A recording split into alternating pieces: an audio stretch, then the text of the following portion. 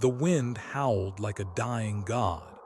Ice devoured the land, grinding mountains into dust. Saber-toothed cats prowled beneath snow-choked skis. And in this nightmare world, a handful of fragile, hairless apes did the impossible. They survived. No tools but sharpened sticks. No claws, no fangs, no fur.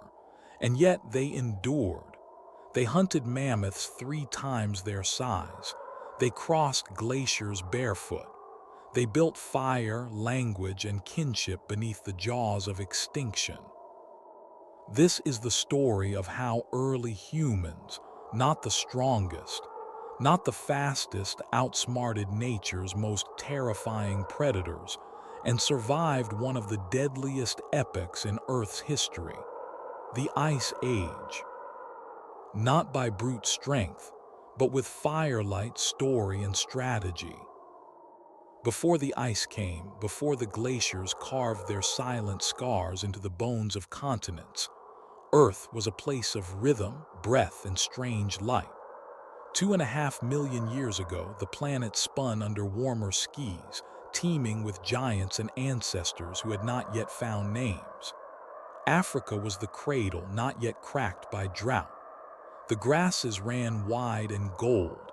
Herds stamped the ground into thunder, and in the shadows, a new kind of animal stirred, awkward, upright, and terribly fragile. They were not yet human. Homo habilis, handy man, had only just begun to shape stone into purpose. Before them, Australopithecus had walked through trees and dust, carrying children on hips, scavenging what they could from bones left behind. These were not apex predators. They had no claws, no camouflage. Their lives were borrowed time, carved out between lion hunts and leopards in the dark. But they had something no beast understood, a restless mind always watching. And watching mattered because Earth, even then, was beginning to shift. Though it would take thousands of generations for anyone to notice, the planet was tilting. Every 41,000 years, its axis wobbled just slightly, not enough to tear mountains down, but enough to tilt the balance of life. These subtle orbital shifts, part of what we now call Milankovitch cycles, acted like a cosmic metronome, tilting Earth closer to or farther from the sun, elongating seasons, deepening winters, and shifting the rhythm of ice and warmth.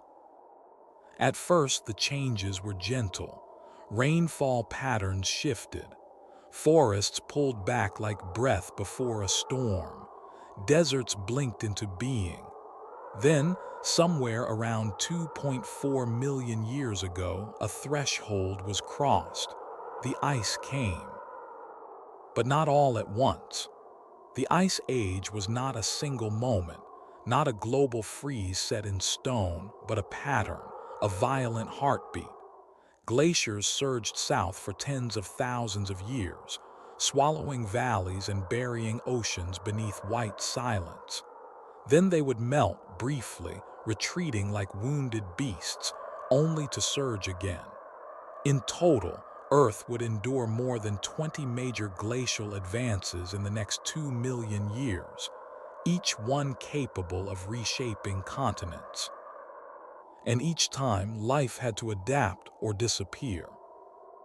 This cyclical chaos reshaped the rules of survival. Entire ecosystems collapsed and reformed like shattered mirrors. Africa, once a lush paradise, began to dry. The savannas stretched longer, harsher, more exposed. Trees thinned. Water became seasonal and scarce. And with it, the animals changed too. The herbivores grew big, armored with fat, tusks, and speed. They had to outrun both predators and the seasons. The predators grew bigger still, with teeth like sabers and bodies built for ambush and thinning cover. This was the age of megafauna, not monsters from myth, but evolutionary champions. In North America, mammoths and mastodons thundered across the tundra, their tusks like ivory scythes. In Eurasia, woolly rhinos carved trails through frozen grasslands. Giant ground sloths the size of vans lumbered through South America. And in Africa, where our ancestors clung to the margins, saber-toothed cats and short-faced hyenas ruled the night with merciless precision. It was into this world that early Homo stepped, weak, slow, and terrifyingly exposed. Imagine it. No fur, no fire, just stone and instinct. Nights would have been unbearable, cold, moonlit, pierced by the sound of hunting cries and the wind moving through dry grass like a whisper of teeth. A kill could mean days of food or death if the wrong scent drew the wrong attention. At this point, humans were not yet hunters. Not truly. They were opportunists, watching vultures for signals, trailing predators, cracking bones left behind for precious marrow. It was dangerous work. Some bones show clear evidence of carnivore tooth marks over human tool cuts, a proof that we weren't always first at the feast. More often, we arrived late. But in every pile of bones, every ancient campsite, there's something more important than meat: memory. Because each time we watched, we learned. And each time we learned, we changed. Climate pressure became evolutionary pressure. Brains expanded not because of a sudden leap, but because intelligence became survival. The Ice Age didn't just test human ancestors, it shaped them. Bigger brains helped with tool making, social bonding, and pattern recognition. Those who couldn't adapt to the shifting landscape and its seasonal violence, they were left behind. But even with bigger brains, even with tools and new awareness, the early hominins were just one piece in a larger puzzle, and often the weakest. In the hierarchy of the Ice Age, they were not kings. They were contenders, scraping out an existence at the edge of extinction, trying not to be noticed. Earth was not yet ours. It was a planet ruled by titans and cycles, by floods of ice, oceans of grass, and predators honed over millions of years. Our ancestors didn't inherit it. They fought for it. Every step forward was paid for in blood and risk. The world before the freeze wasn't a calm before the storm. It was the storm slowly building. Volcanoes poured ash into the skies, altering rainfall and light. Ocean currents shifted like blood through a fevered body, dragging heat away from the poles.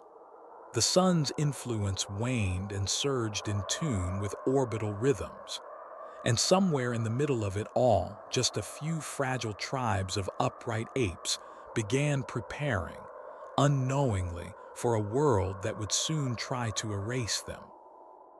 And when the first great glaciers began their slow, grinding crawl across the north, they didn't bring silence, they brought challenge. Because as the earth cooled, the beasts changed with it. And so did we. But not with strength, with strategy.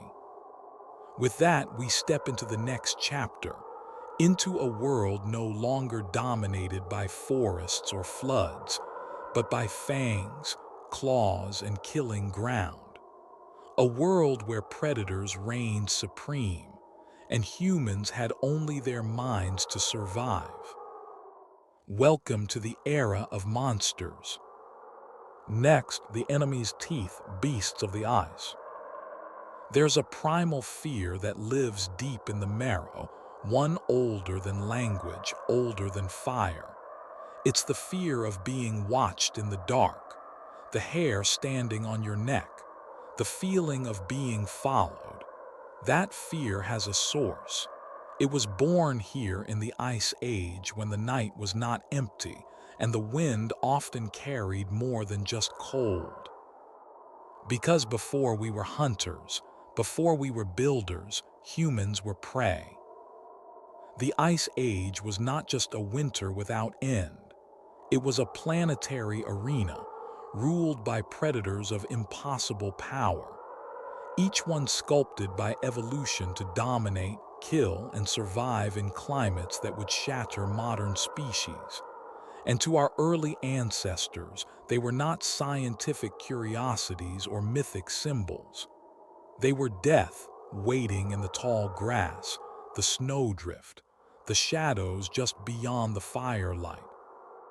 Start with the saber-tooth, Smilodon fatalis. Despite its popularity in museum posters, this cat was no ordinary predator.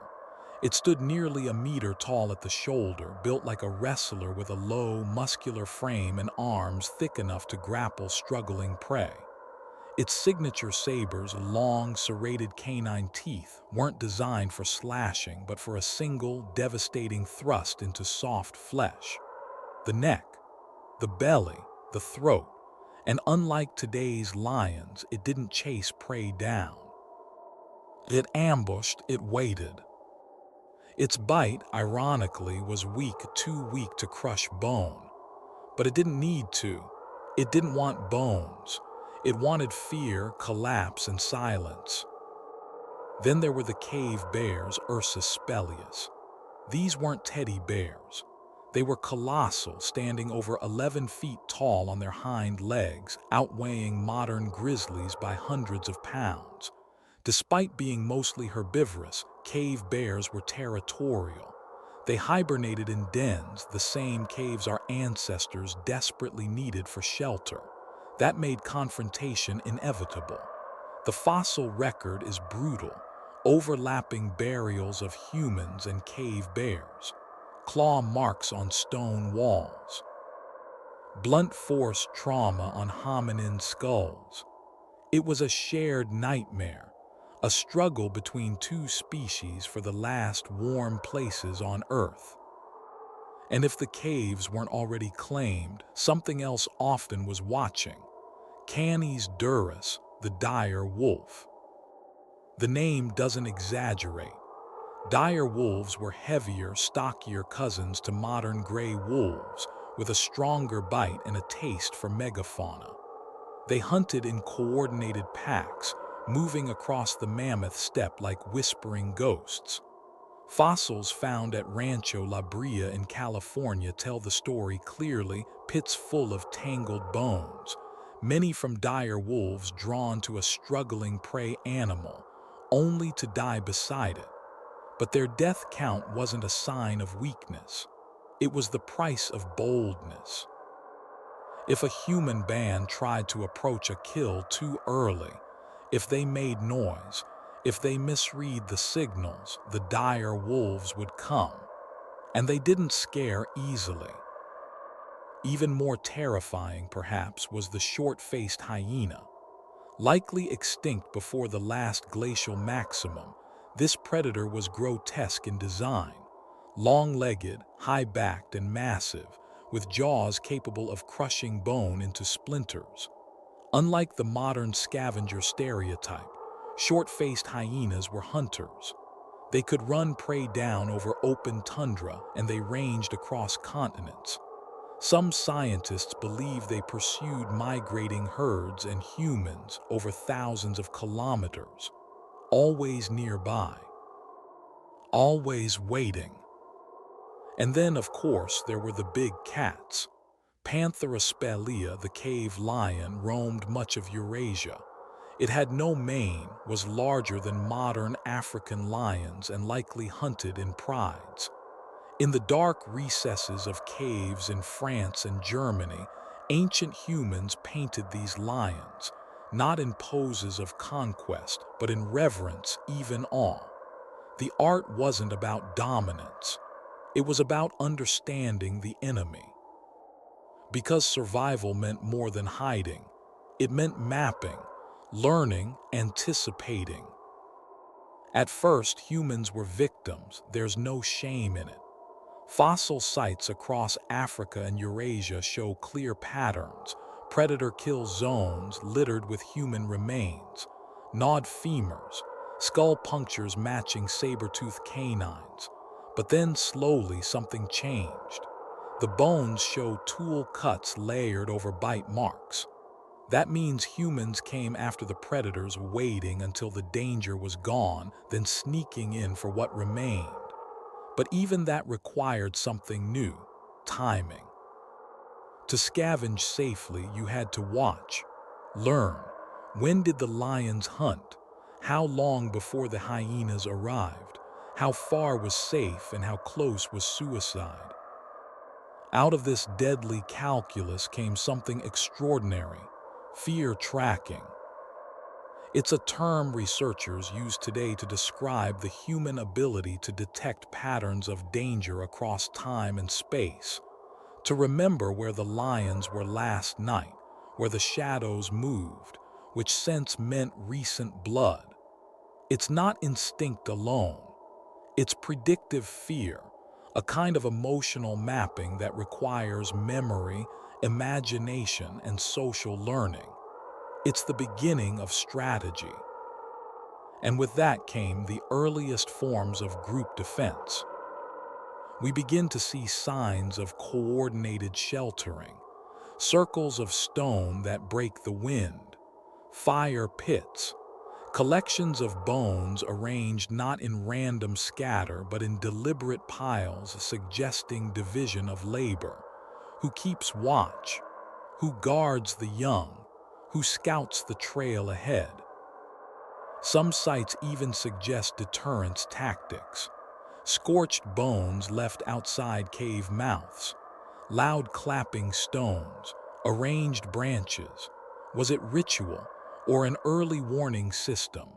Maybe both. But it hints at a stunning possibility: humans, still barely clothed with brains half the size of ours, were already crafting psychological weapons, projecting fear back onto the predators. And slowly, that dynamic shifted.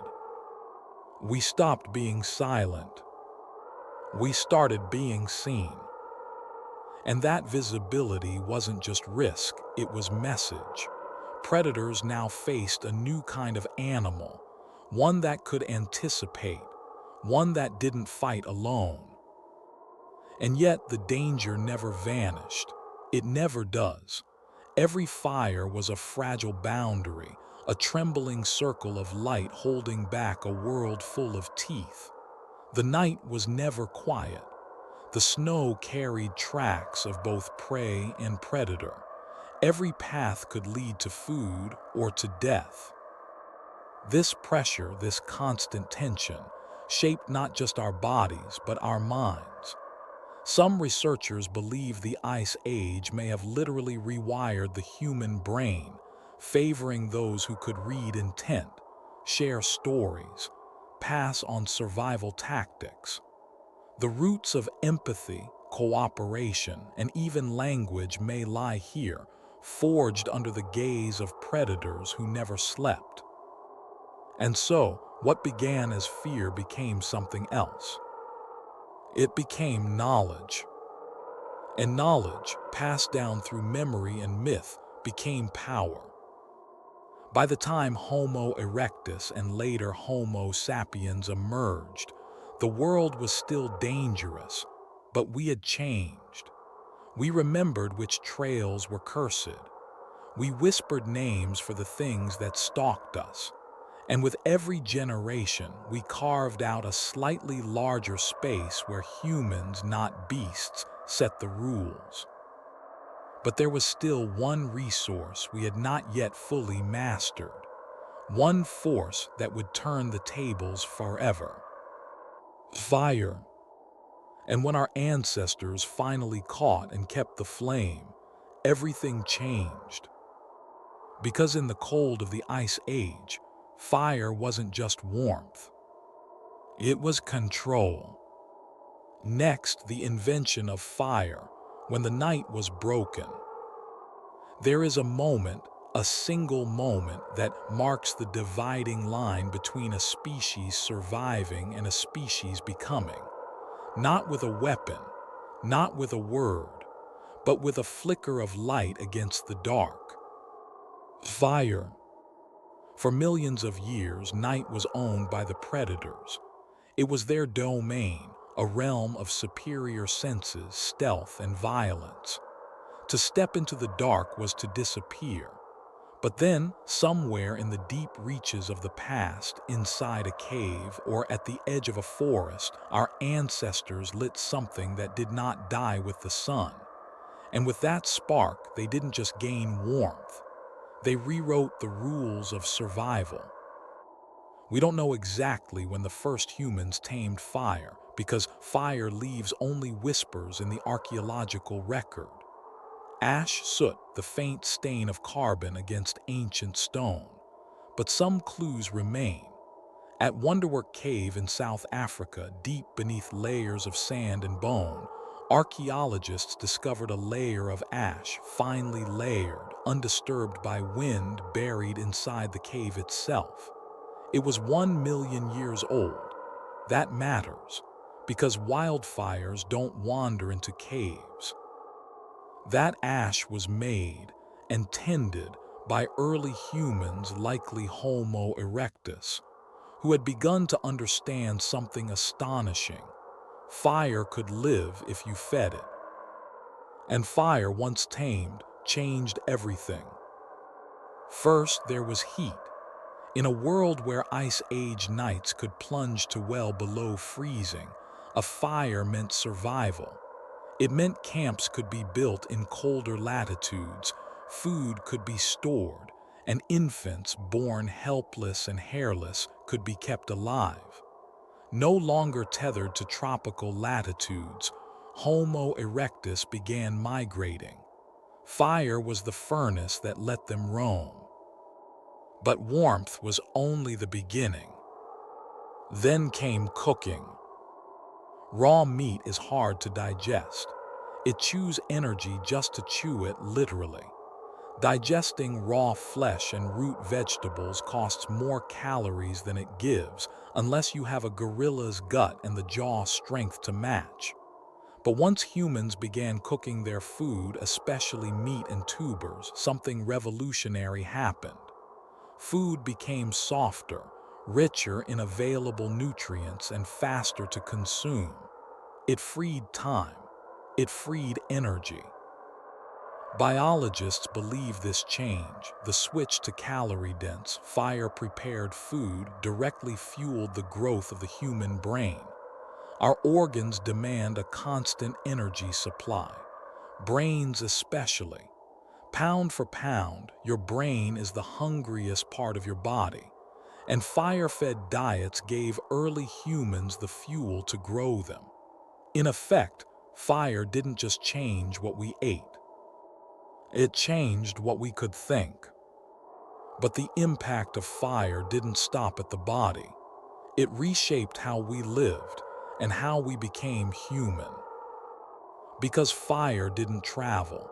You couldn't carry it in your pocket or sling it on your back. You had to stay with it. You had to guard it, protect it through the rain and the wind. The hearth became the first true center of human community, not just a convenience but a ritual. Imagine the scene. The night sky overhead, bone-white stars frozen in place, breath misting in the cold. And at the center, a circle of orange light. Sparks leap upward. Shadows dance across the walls of a cave or the rock face of a shelter. Children curl close to their parents. Meat spits on the fire. And beyond the ring of warmth, the beasts watch but do not cross. That circle was more than light. It was safety, the first border between wild and home. It was also, perhaps, the birthplace of memory. Because in the flickering firelight people talked. They passed on stories of hunts and losses, of tracks in the snow, of rivers that dried and returned. Language, already emerging in some form, took on a new urgency. Around the fire, humans could teach without pointing, warn without shouting, dream aloud.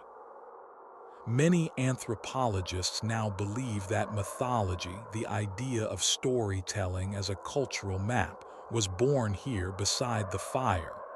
It wasn't just entertainment, it was encoded survival. A tale about a lion in the grass wasn't fiction, it was a mental simulation of threat, a warning wrapped in memory, a kind of early science told in symbols. And over time, those stories wove meaning into the world. They explained the sun, the snow, the howl in the dark. The fire wasn't just a tool, it was a canvas. Evidence from Zhaokudian, a cave system near Beijing occupied by Homo erectus nearly 700,000 years ago, shows signs of long-term fire use. Blackened hearths layered through time, overlapping one another like rings in a tree. It suggests something astonishing, not just fire, but firekeeping. This wasn't opportunistic.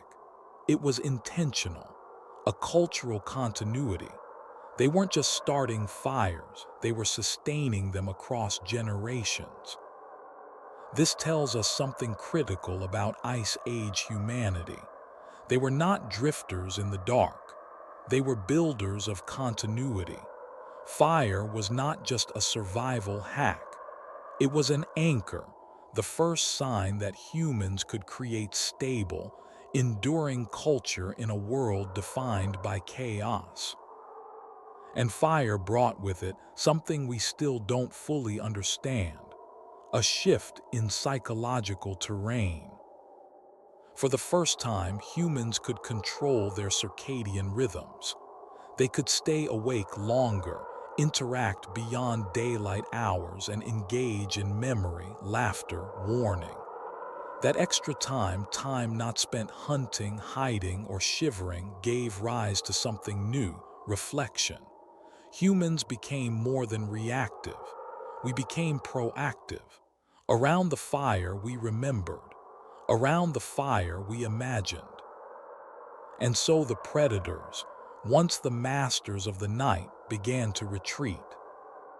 They feared the fire, its crackle, its heat, its mystery. Humans no longer had to flee at dusk. The night was broken, and where once only claws and teeth ruled, now there was storytelling, cooperation, and warmth. In a very real sense, fire gave humans a claim to time itself. It stretched the day. It slowed death. But every gift fire gave came with a cost. It attracted. Its glow could be seen for miles. Its smoke could alert enemies, animal and human alike, and its care demanded trust. A single lapse and the coals went dark. No light, no warmth, no shield, only silence and the long, cold wait for morning. Still, they kept it burning. For hundreds of thousands of years, through migrations and storms, through winters that bled into decades, our ancestors guarded that flame. It became the heart of every camp, every story, every hope. And in doing so, they lit a new path through the Ice Age. Because once fire was mastered, humans weren't just surviving anymore. They were becoming something else entirely. What began as sparks in the grass would eventually lead to furnaces, forges, cities.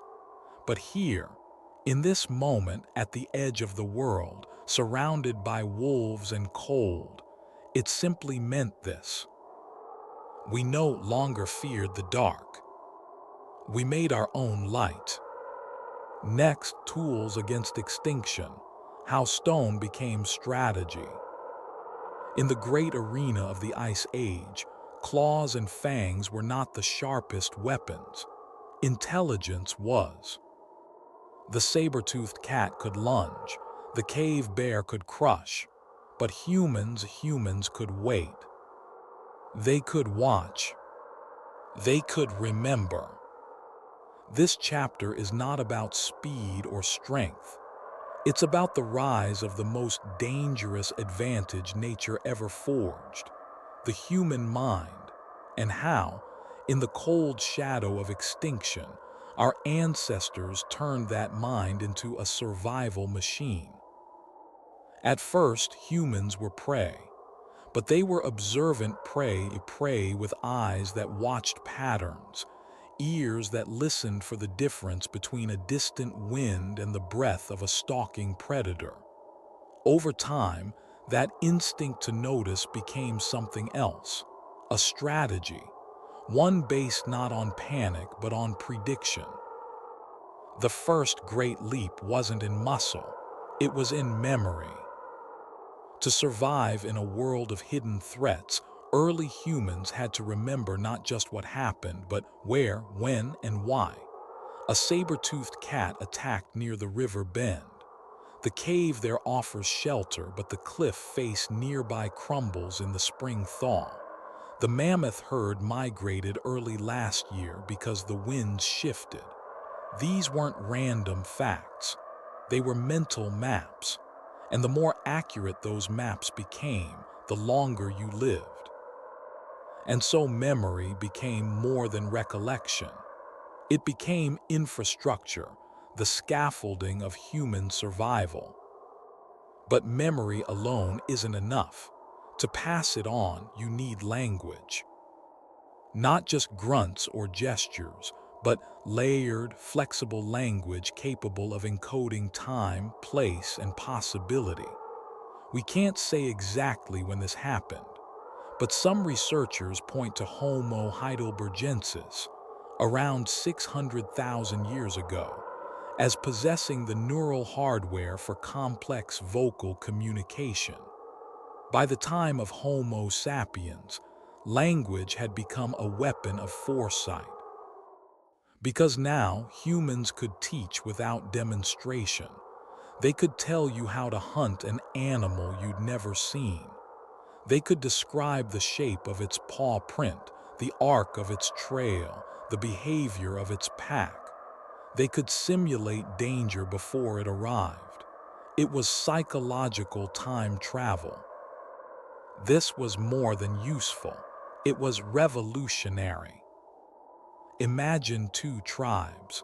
One must relearn survival with every generation. The other tells stories. One stumbles forward, the other leaps. And what those stories did the best of them was not just transmit facts. They inspired cognitive empathy, the ability to step inside the mind of another, not just a human rival but a predator, to ask, what does the wolf see? Where will it run if startled? When will it return to feed? This was the dawn of what some scientists call theory of animal mind, a precursor to what we now call empathy, but tuned for the hunt.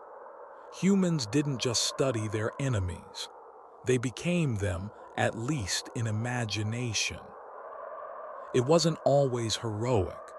Much of the Ice Age was spent hiding, stalking, waiting. But slowly, through patience and shared knowledge, humans began to fight back not with brute force but with cognitive warfare. We see this evolution not only in bones, but in art.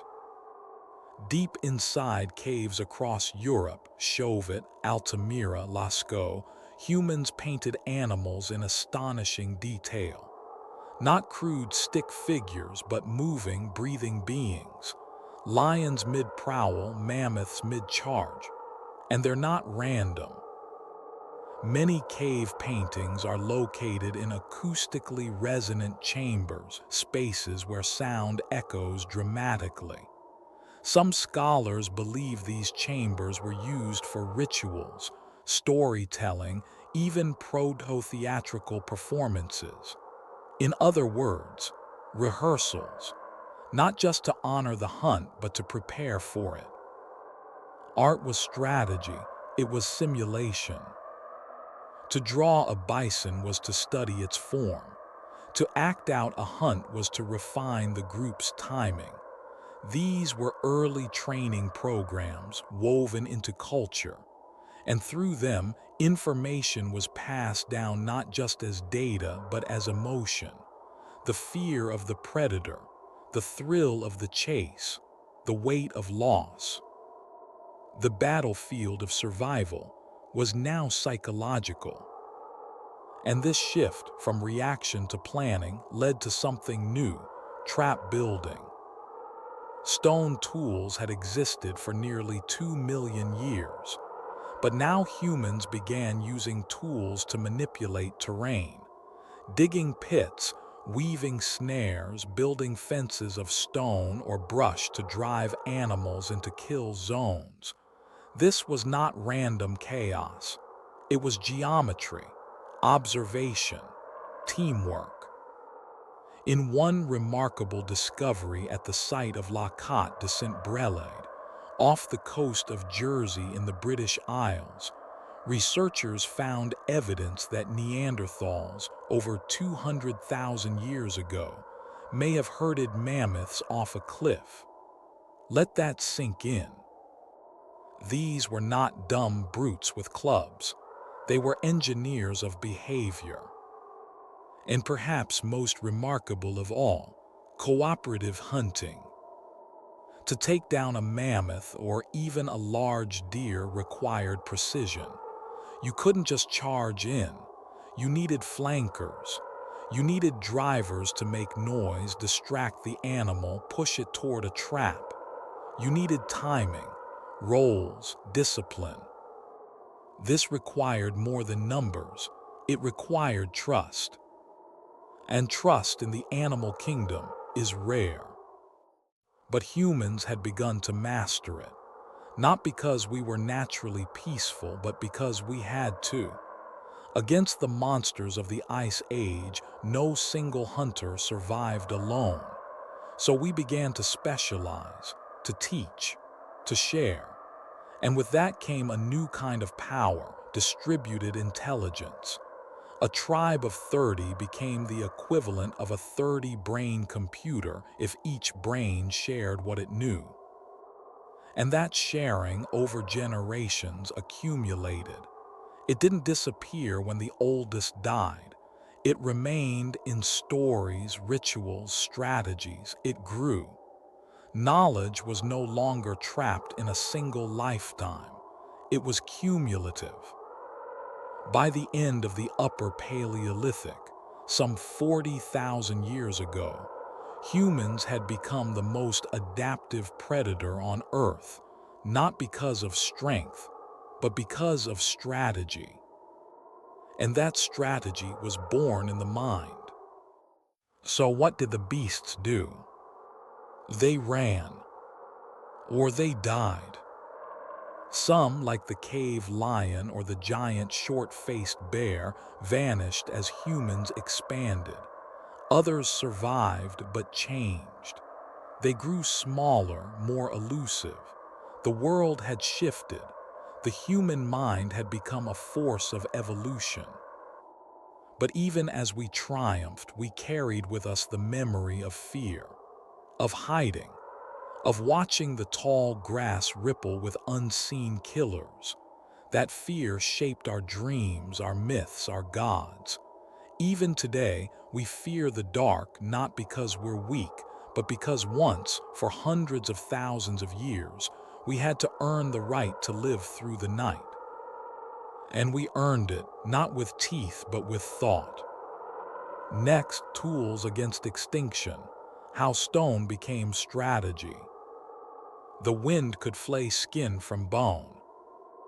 In the open tundra there was no mercy, only cold sharp as a blade, air thick with hunger, and nights that seemed to last forever. In such a world, a crack in the earth, a hollowed-out tree, or a wall of piled stone was not just shelter. It was life itself.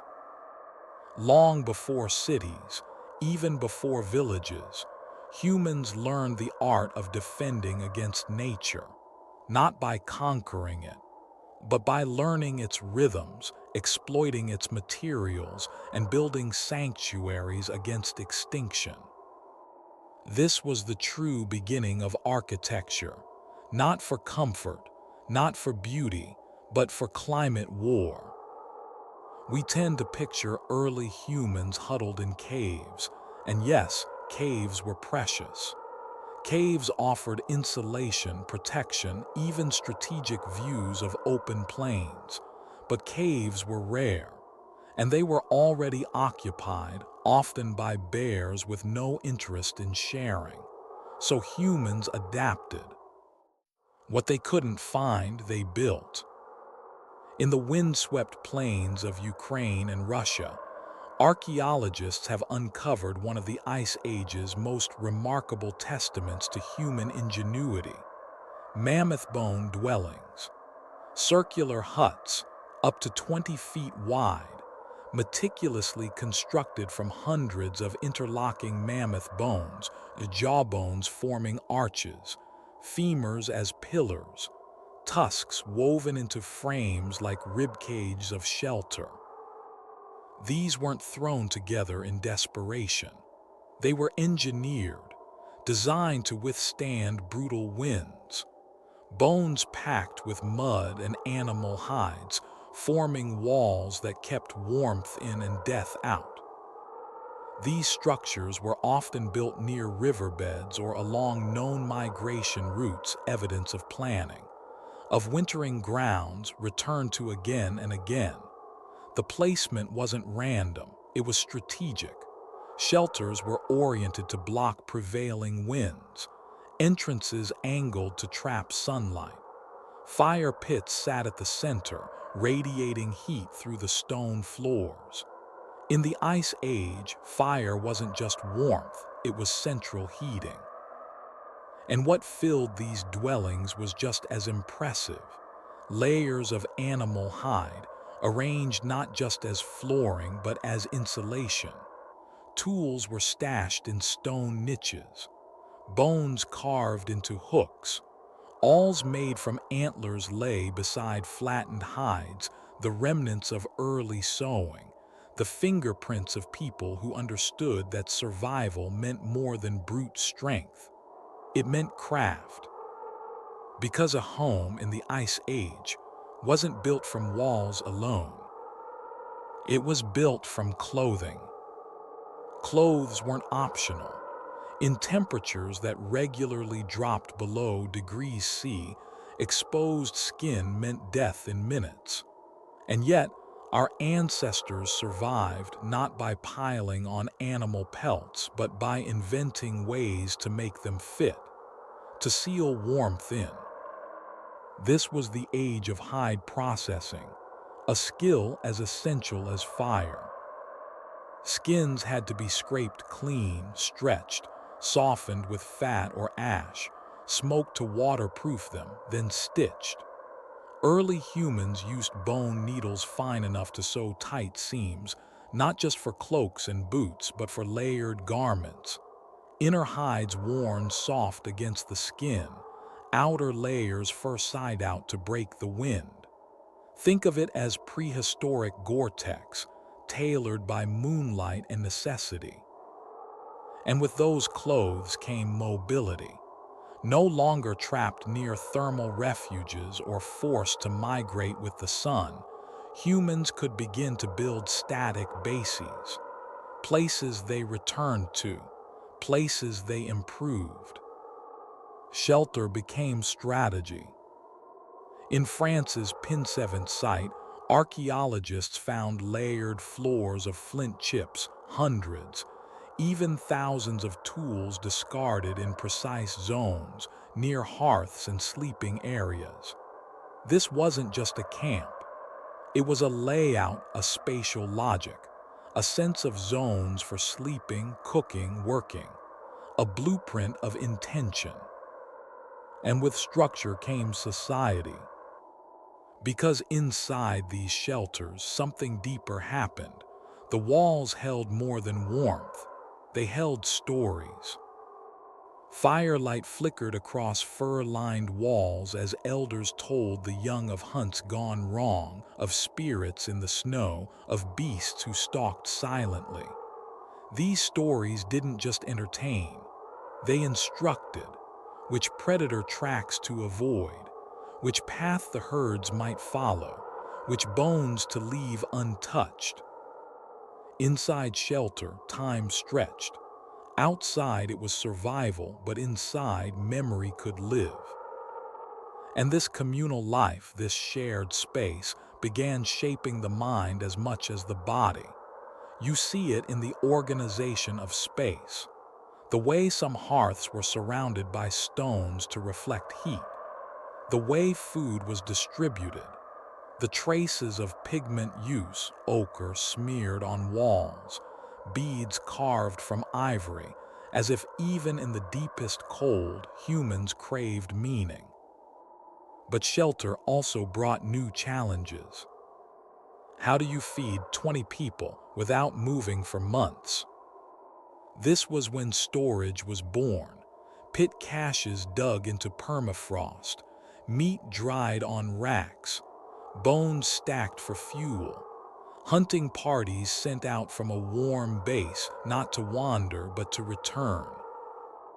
This stability, however partial, let the human brain evolve beyond reaction. With time came planning.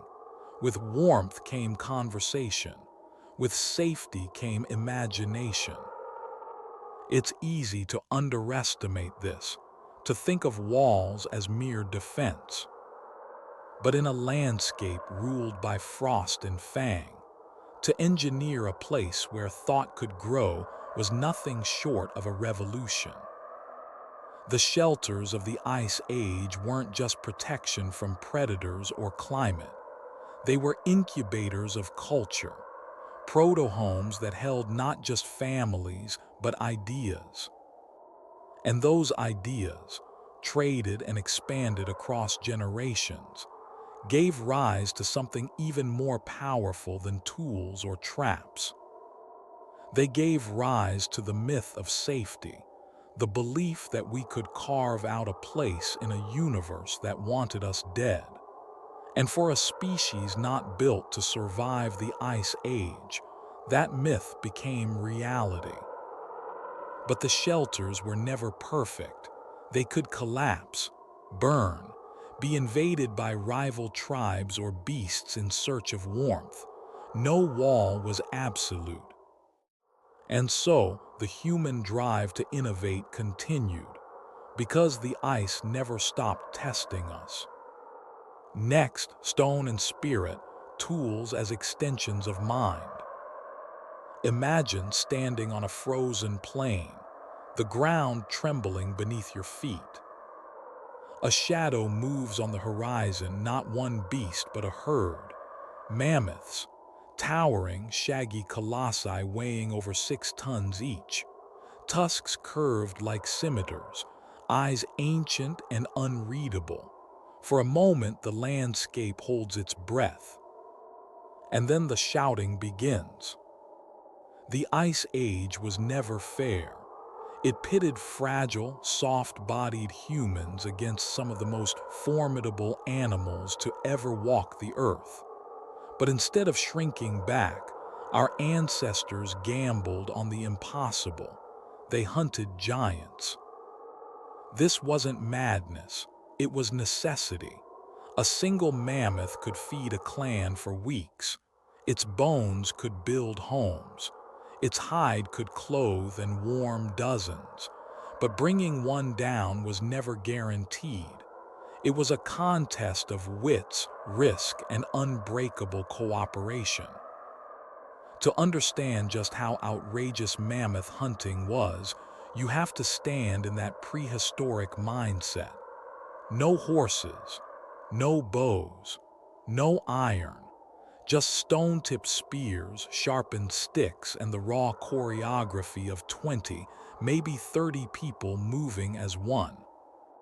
And the key to that choreography, the land itself.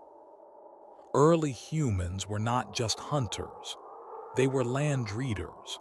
Terrain became their greatest weapon. In the windswept valleys of Europe and the steppes of Siberia, evidence suggests that groups of hunters learned to channel megafauna toward natural traps, using ravines, bogs, or even sheer cliffs to confuse and slow their prey. In some cases, they engineered the battlefield. Post holes found at mammoth kill sites hint at corridors of upright stakes, narrowing the path of a charging animal into a kill zone. Some sites show piles of stones that may have been thrown to spook herds or drive them toward ambush points. And then there's the cliff strategy, used not just on mammoths but on bison and reindeer. Entire herds driven at speed off ledges by coordinated noise, fire, and sheer panic. It's brutal, yes, but it worked. At Dolní Věstonice in what is now the Czech Republic, archaeologists uncovered something astonishing. Over 1,000 mammoth bones scattered across a lowland settlement, layered with ash, stone tools, and signs of repeated occupation. This wasn't just a kill site.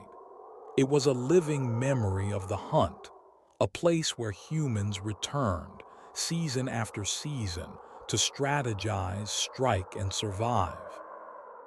But it wasn't purely tactical. Among the mammoth bones were strange things, carefully arranged skulls, red ochre sprinkled on rib cages, ivory figurines shaped like women and animals, buried beside hearths, and nearby the earliest known ceramic artifact in the world, a tiny clay sculpture of a woman with exaggerated hips and breasts, fired at a time when pottery hadn't even been invented yet. Why? Because hunting a mammoth wasn't just about food, it was spiritual warfare. To face something so vast, so dangerous, and to bring it down with nothing but planning and courage, that wasn't just survival, that was myth-making. The bones weren't merely leftovers, they were trophies, monuments, offerings. And perhaps more than that, warnings.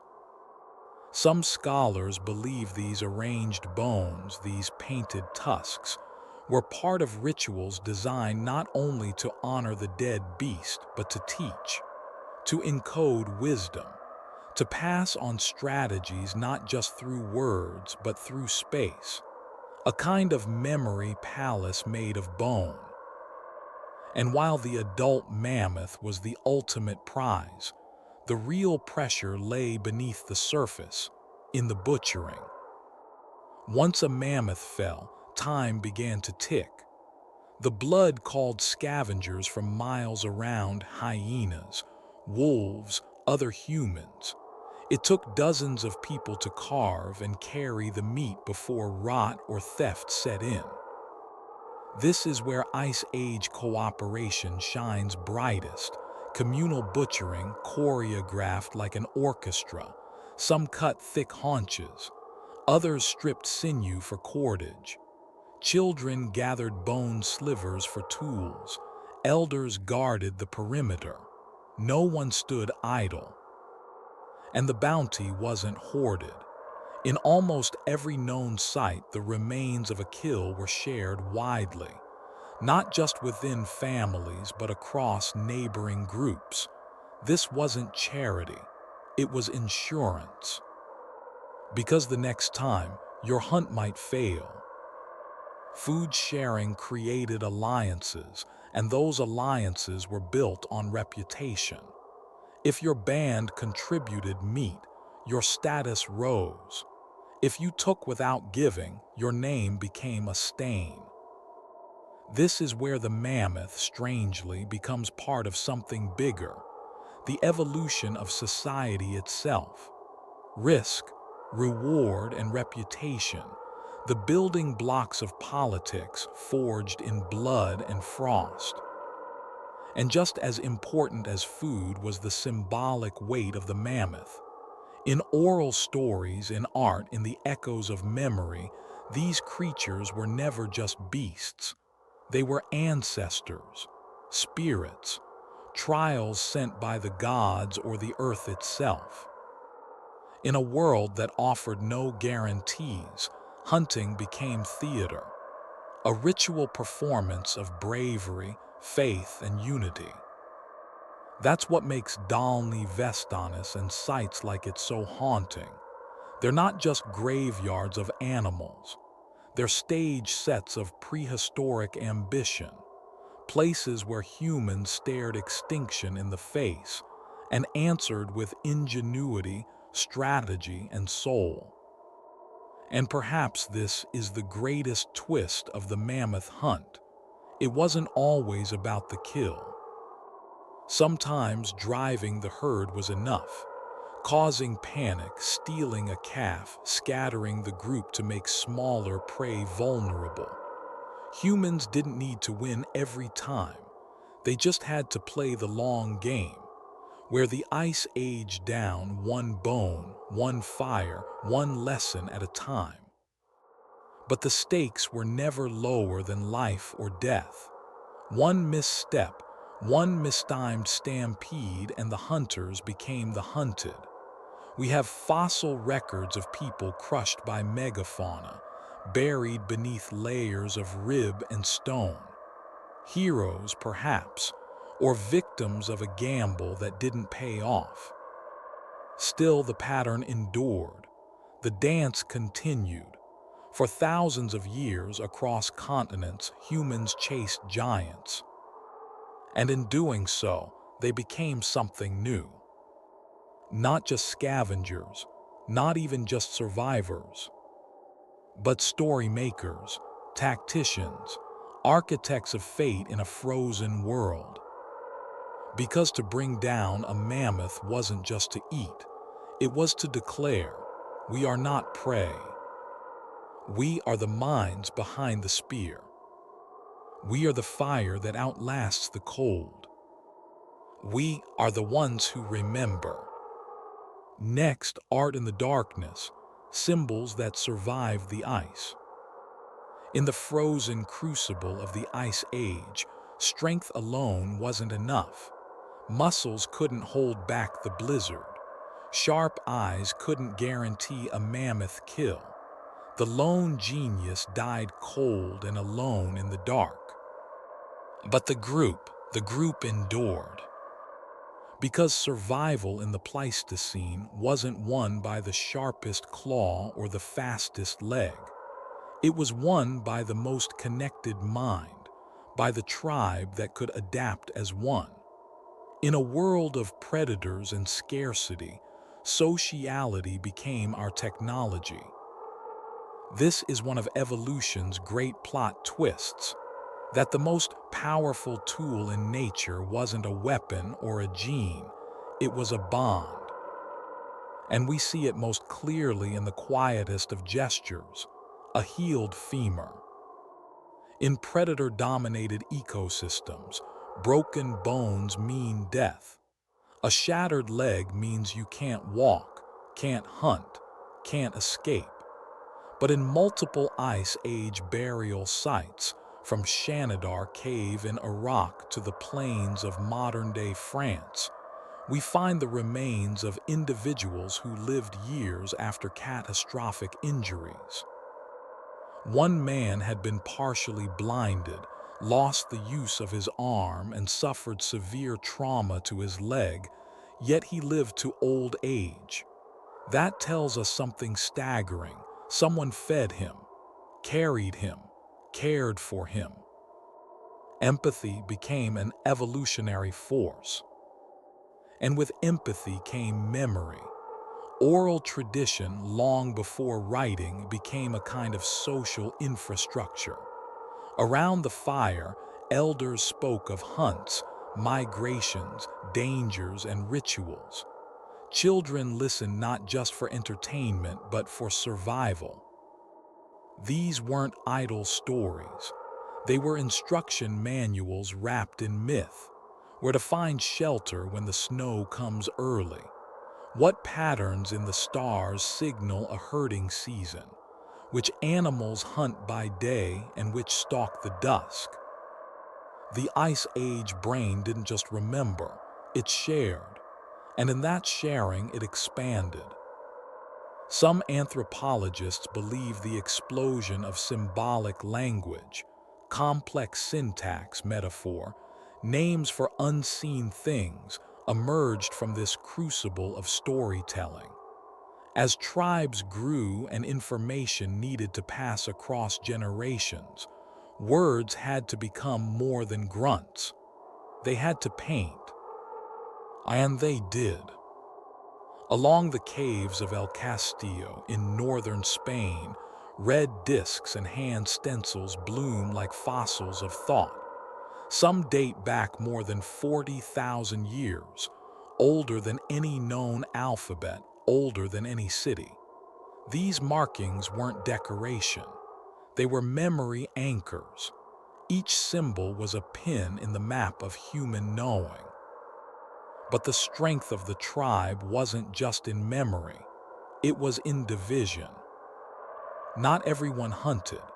Not everyone nursed the fire or tanned hides. Ice Age survival demanded labor specialization, an early, fluid economy where roles were shared based on skill, need, and sometimes gender. Evidence from bone stress and tool marks shows that both men and women made tools, tracked prey, and built shelters. But there was also pattern. Women likely played a dominant role in food gathering, medicinal plant knowledge, and childcare, roles just as vital as mammoth hunting, if not more. And within these roles grew micronetworks of expertise. One woman might be the best hide preparer, another the best midwife, another the memory keeper, the one who remembered migrations or healing chants. These roles weren't locked, but they created the beginnings of culture, a shared rhythm of behavior that went beyond instinct. And then came ritual. Throughout Ice Age sites, we find objects that defy utility. Beads carved from shells, bones etched with symbols, pendants painted with ochre. These weren't tools. They were totems, objects of identity, status, maybe even faith. Burials become our clearest window into this. At Sungir in Russia, a child was buried with over 3,000 mammoth ivory beads, meticulously carved. Another was laid to rest with spears made from mammoth tusks, weapons far too large for a child to wield. Why give the dead what they could never use? Because by this point, humans weren't just surviving, they were narrating their place in the universe. Religion, or something like it, had stirred awake. It may not have had gods or prayers, but it had symbols, ritualized death, and perhaps most importantly, community built around shared belief. These weren't just groups of people. They were tribes, bound not only by blood or necessity, but by meaning. And meaning is a multiplier. Tribes with shared myths cooperated better. They grieved together, healed together, fought together, and crucially, they could expand. The Ice Age tribe wasn't a closed loop. It flexed, adapted, absorbed outsiders. Kinship was forged through marriage, gift exchange, shared hunts. Where most animals remained locked in small groups or solitary patterns, humans built networks, meta-tribes, long-range alliances that could pass news and knowledge hundreds of kilometers through word of mouth. This networking may have been our greatest leap. When food was scarce in one valley, word could travel of better hunting elsewhere. When conflict threatened a clan, They could call on allies. Predators moved in packs. Humans moved in civilizations and seed. And those seeds were watered by something so quiet, yet so transformative: care.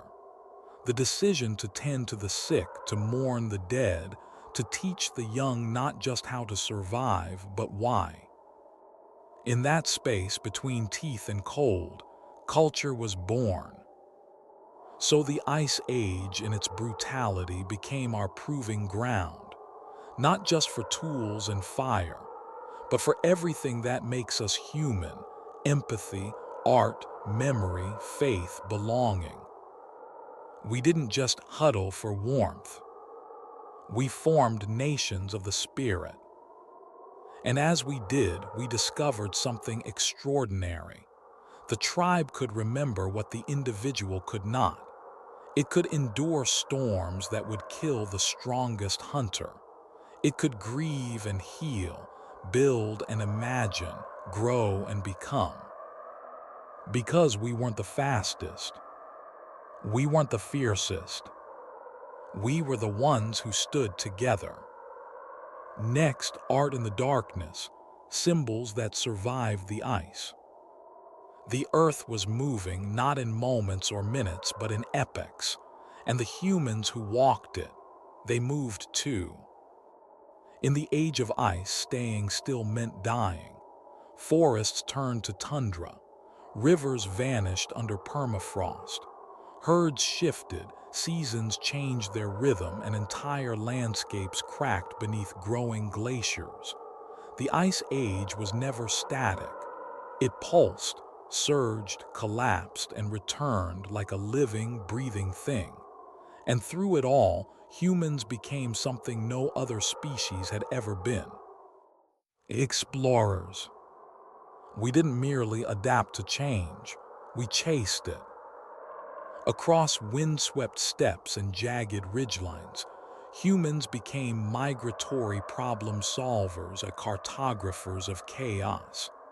They followed the mammoth and the reindeer, mapped watering holes by memory, and learned the difference between a sky heavy with snow and one about to break into spring.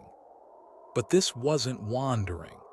It was logistical choreography across continents. Picture it: a group of a few dozen people, elders, hunters, children, newborns, walking across a world slowly freezing beneath their feet.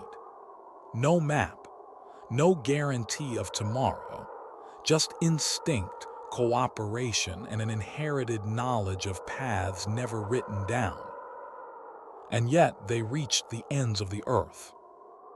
Around 20,000 years ago, sea levels plummeted.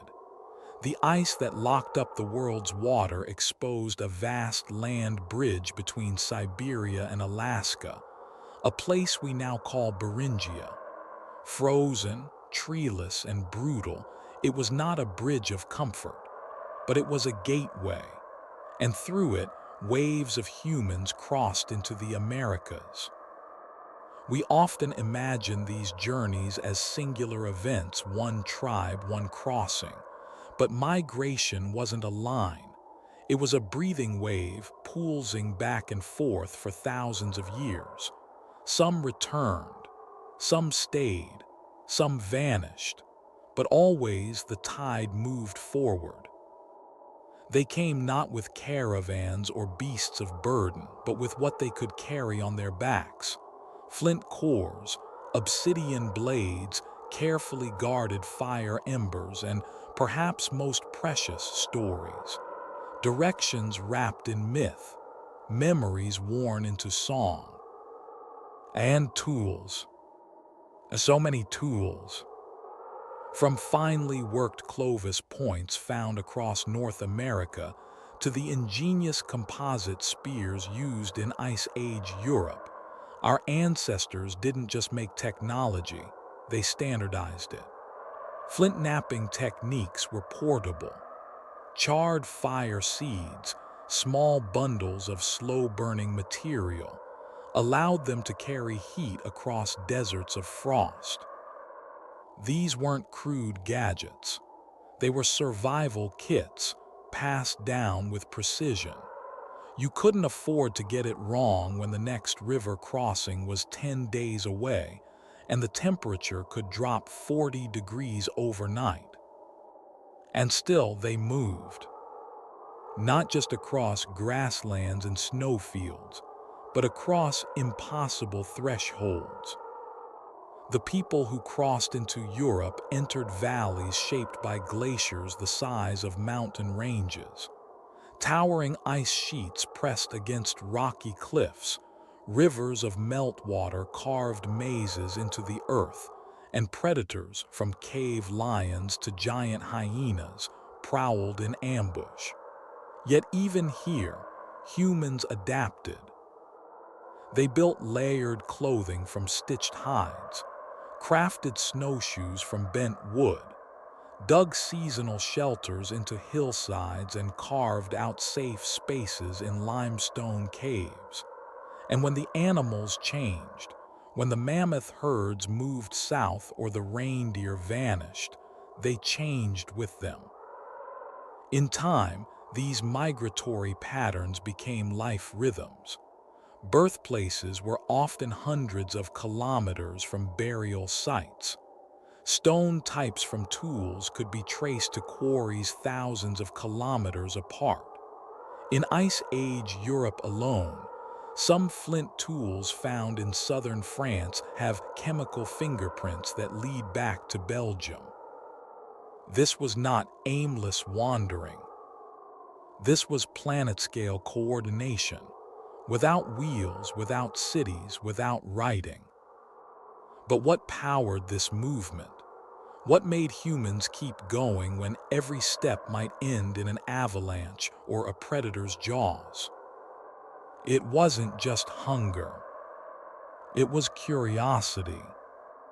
That unkillable flicker in the mind that asks, what's over the next ridge?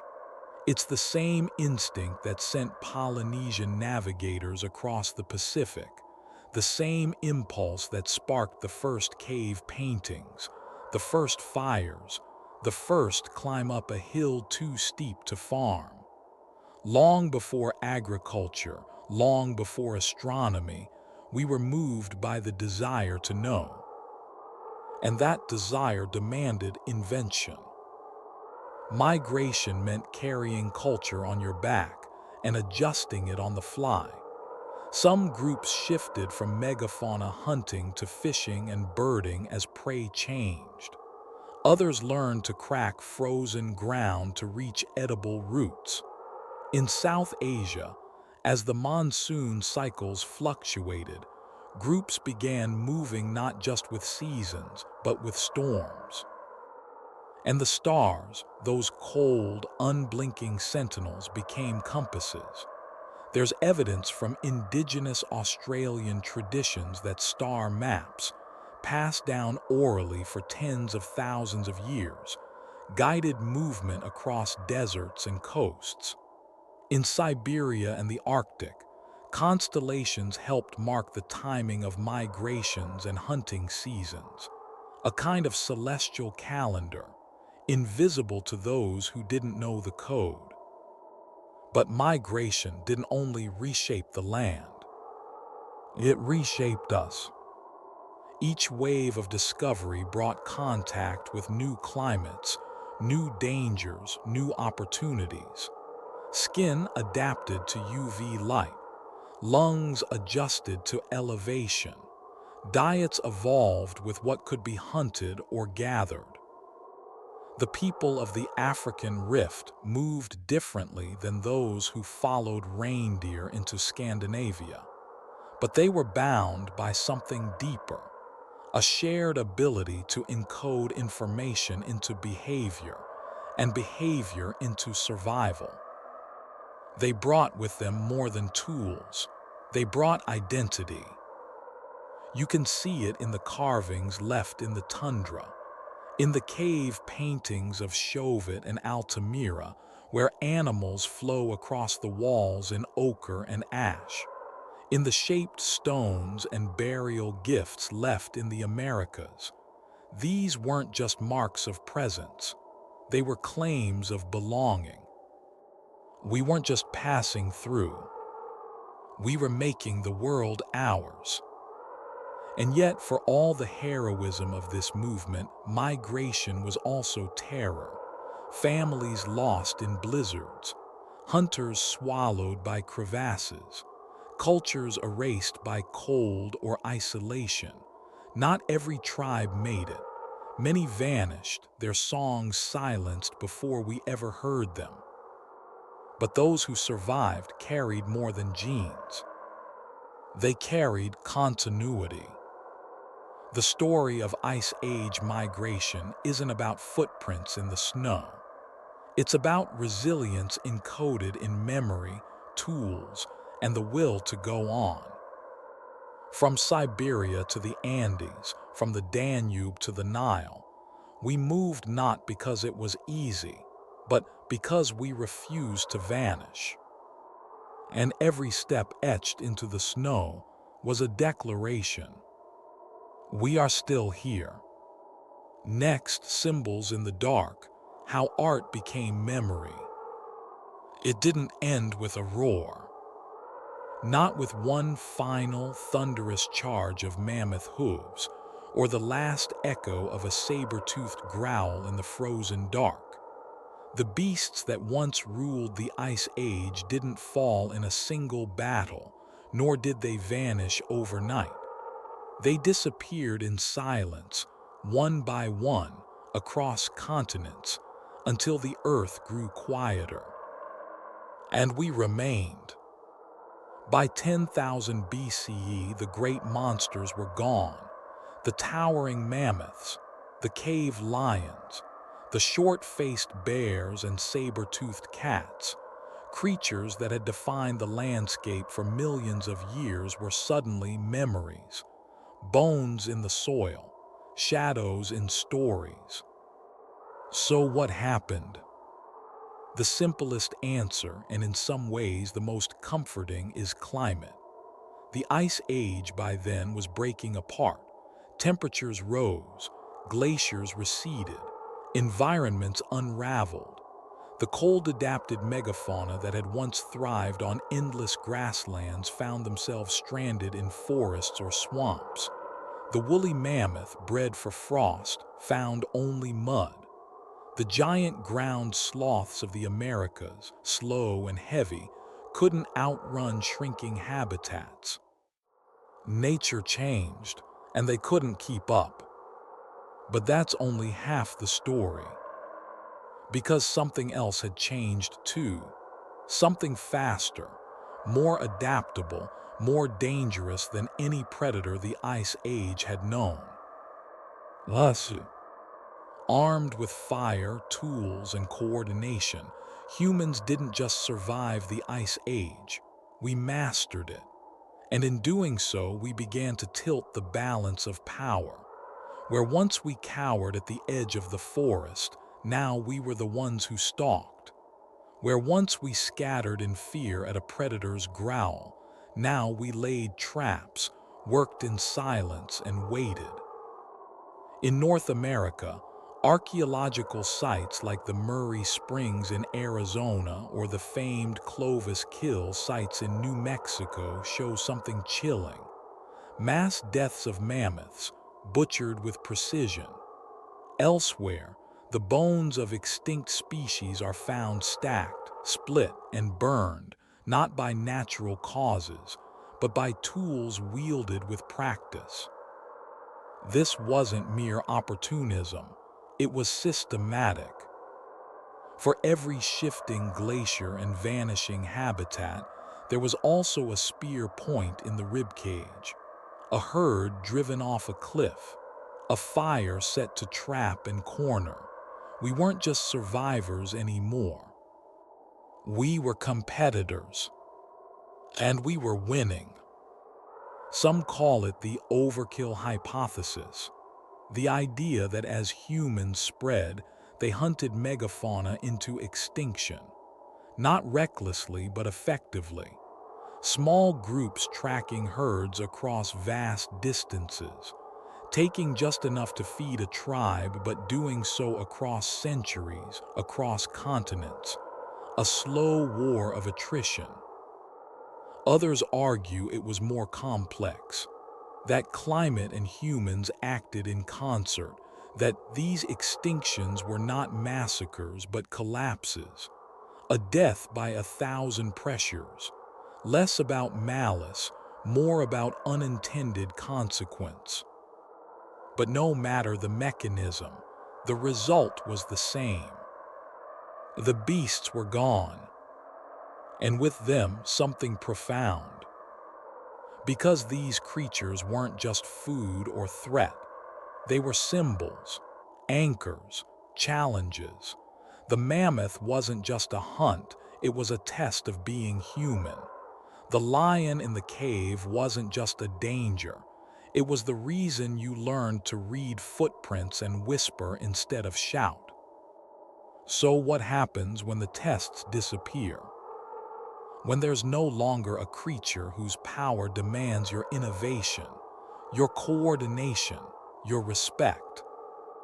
Some archaeologists suggest a deep psychological impact followed. Not a celebration, but a void. In some places, cave art becomes less vivid after the extinctions. Ritual sites lose their animal bones. Totemic carvings begin to feature not real animals, but hybrids of beasts no longer found in the world. Perhaps the memory of the mammoth was too sacred to forget. Or perhaps we needed to conjure new monsters because the old ones were gone. There's something tragic here. We spent millennia in a duel with nature's titans, and when we finally emerged alive, we stood in an empty ring. The ice retreated, the forests returned, and we were left not with a kingdom but with its ghosts. The victory was ours, but it was lonely. And that loneliness may have been the spark of something else. Myth. We turned the beasts we outlived into legends, into gods, into stories we told around fires, not just to remember but to mourn. It's no coincidence that dragons, giants, and monstrous animals appear in so many ancient traditions. In some ways, they are echoes of a world where such creatures were real, where you could step outside your shelter and see a mammoth stride across the plains, or hear the bone-rattling roar of a cave bear in the dark. We didn't forget them. We couldn't. And maybe, deep down, we knew the role we played. That we weren't just the last one standing. We were the reason the others fell. And that realization shaped us. It taught us that we could change the world, that we could tip ecosystems, move species, rewrite the rules of survival. It was power, the kind that came not with joy, but with the weight of responsibility. And that weight would echo forward, into farming, into civilization, into every future extinction we helped accelerate. But here, in the final chapter of the Ice Age's beasts, we face a mirror. A moment when the line between survival and domination blurred, when the hunted became the hunter, and then the victor. We didn't set out to erase them, but in saving ourselves, we became the storm. Next, symbols in the dark, how art became memory. The fire still burns. Not the literal flame, not the ones flickering inside mammoth bone shelters or glowing in the depths of ancient caves. Those died out long ago. But the idea of fire as protection, as gathering point, as signal to the dark, that never left us. It lives in every home we build, every story we tell, every memory we pass from mouth to ear, generation to generation. The Ice Age is over, but its fingerprints remain in our bodies, in our behaviors, in our beliefs. We are the children of its trials. To understand what Ice Age humans truly achieved, you have to step back, not just in time, but in perspective. Because it's easy to look at a cave painting or a stone tool and see only the primitive, to picture early humans as cold, dirty, frightened, and marvel at how they made it through. But that's not the story. That was never the story. They didn't barely survive. They engineered survival. They designed it. They took a world ruled by beasts, rocked by ice and chaos, and they carved out meaning. They didn't just light fires, they created rituals. They didn't just hunt, they strategized, organized, remembered. They weren't just reacting to the world. They were rebuilding it. And what they built became us. Take your brain, for instance. The way it fears the dark, the way it sharpens at the sound of a branch snapping nearby. That's Ice Age wiring. It comes from a world where listening intently in the silence could mean the difference between life and death. Your empathy, the way you wince when someone else stubs a toe, or feel tension rise when others around you grow anxious. That's a tribal adaptation. You were never meant to survive alone. Your nervous system evolved in firelit circles, where scanning emotions and syncing breath with others kept the group alive. Even your memory, how it clings tighter to stories than to facts, is part of the same legacy. Because stories in that world were maps. They taught you how to avoid a predator, how to find water, how to interpret the sky. Not in lists or instructions, but in parables, fables, songs. It's no coincidence that every culture on Earth has stories of heroes, monsters, trials, and fire. We carry the same bones, the same fears, the same ancestral narrative toolkit. And yet, something even deeper was forged in the ice. Meaning. Imagine being surrounded by death, harsh winters, predators, starvation always around the corner, and still carving animals into cave walls, still burying your dead with care, still sitting around fires and wondering why. That is not the behavior of a desperate animal. That is the signature of a thinking species. A species in search of something larger than survival. In the crucible of the Ice Age, meaning itself evolved. It wasn't enough to kill the mammoth. You had to respect it, ritualize it, create symbols that turned the chaos of nature into a story your mind could grasp. You can see this in the burial sites where bones are arranged deliberately, in ochre stains on cave walls, in handprints left behind like echoes as if to say, I was here, I endured, I mattered. These weren't just practical people, they were poets of survival. And they're still in us. When you kneel beside a grave, when you build a fire on a cold night, when you stare into the stars and feel both awe and fear, that's not modernity. That's inheritance. That's the same mind that stared up at the aurora borealis and tried to make sense of gods. The Ice Age didn't freeze us. It forged us. And yes, it was brutal. Yes, it was cold and long and filled with loss. But it was also the workshop of humanity, where memory became map, where fear became foresight, where instinct became intelligence. Think of everything they left behind. not just in artifacts but in instincts.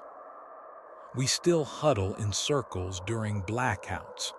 We still tell stories when the world feels unpredictable. We still gather around the warm glow, now of screens, then of embers, to seek connection.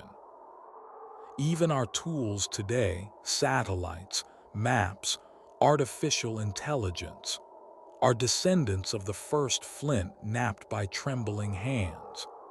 Every technological leap is built on a foundation of ingenuity that began when the world was ice. And maybe the most powerful tool they passed down wasn't made of stone or fire. It was hope.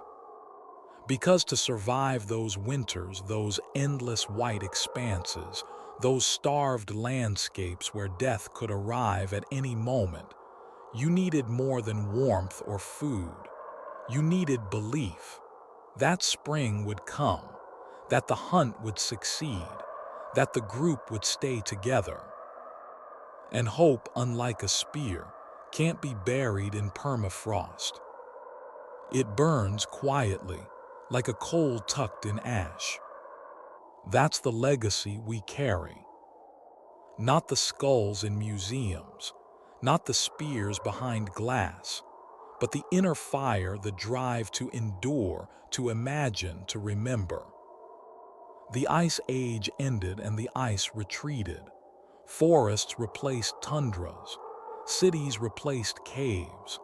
The mammoths are gone, the dire wolves extinct, the saber-toothed cats vanished.